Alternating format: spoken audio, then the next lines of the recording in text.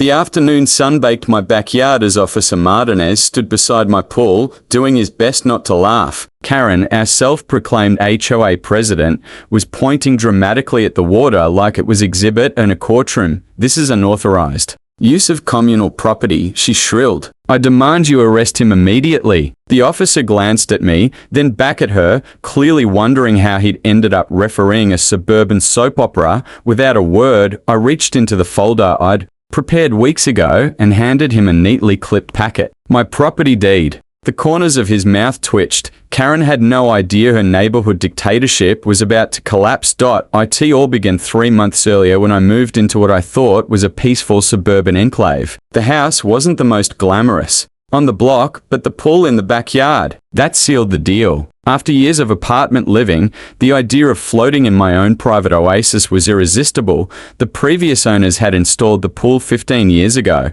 It sparkled invitingly during my tour. I signed the closing papers without hesitation, already picturing weekend BBQs and quiet evening swims. My first week was idyllic. Friendly waves from neighbors, kids biking under tree-lined streets. It was like living in a Hallmark movie. Then came the knock. Standing on my porch was a perfectly coiffed woman in her 50s, gripping a clipboard like it was a gavel. "Welcome to Willowbrook Estates," she announced. "I'm Karen Henderson, president for life of the HOA. That title alone should have been my warning." She handed me a fat binder of rules and regulations. As her eyes wandered over my shoulder and through the window to the backyard, her expression shifted from pleasant to predatory. "Oh, how lovely. The community pool is looking great. It's such a blessing for the neighborhood." I blinked. "Sorry, community pool?" She chuckled in that tinkly, insincere way. "There must be some confusion. The previous owners were so generous. That pool has always been shared. I'm sure you'll want to continue that tradition."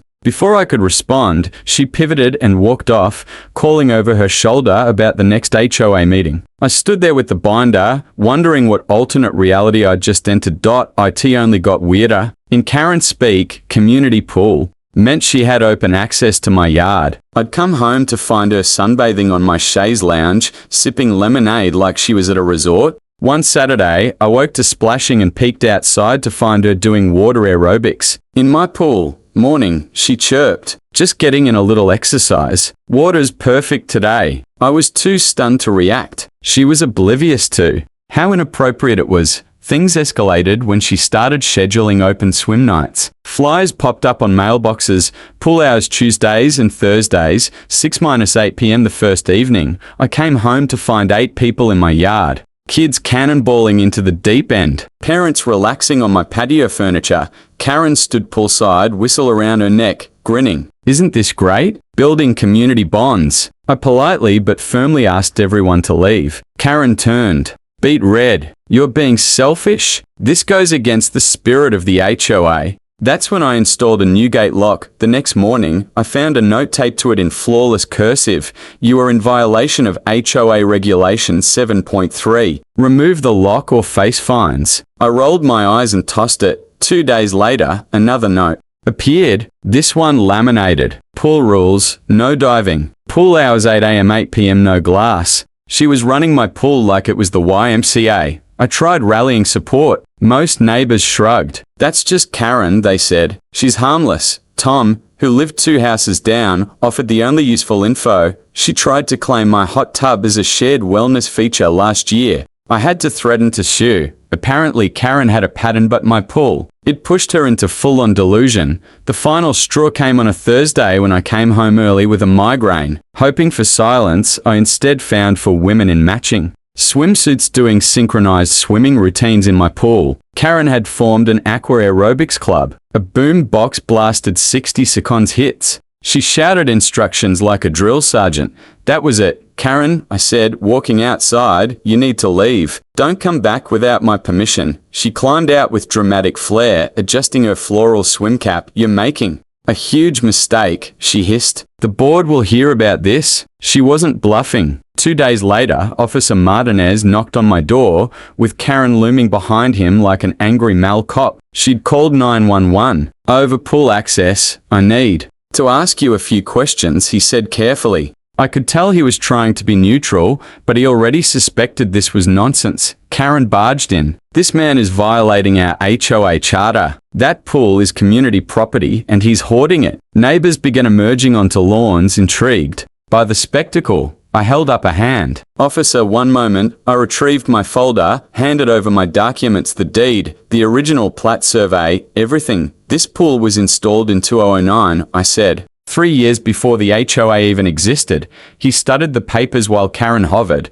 visibly panicking. Finally, he read aloud, property boundaries include all structures, including the 16x 32-foot pool and deck. Karen's face drained of color. She sputtered, but the previous owners shared it. That was the understood intent. He looked up. Ma'am, intent doesn't override deeded ownership. If you enter this property again without permission, it's trespassing. Someone in the crowd snorted. Another muttered, told you she was wrong. Karen spun toward the crowd. You've all enjoyed that pool. Back me up. But suddenly, no one was making eye contact. Officer Martinez returned my paperwork with a smile. You're within your rights, sir. Ma'am, you've been formally warned. As his cruiser pulled away, Karen stood on my lawn, stunned. Mrs. Chen from across the street spoke first. Karen, this has gone too far. We need to talk about your behavior. Others nodded. Tom added, it's time for new leadership. Karen's jaw flapped open, then closed. This isn't over, she said weakly. I'll review the bylaws. There has to be something about implied use. Nobody was listening anymore.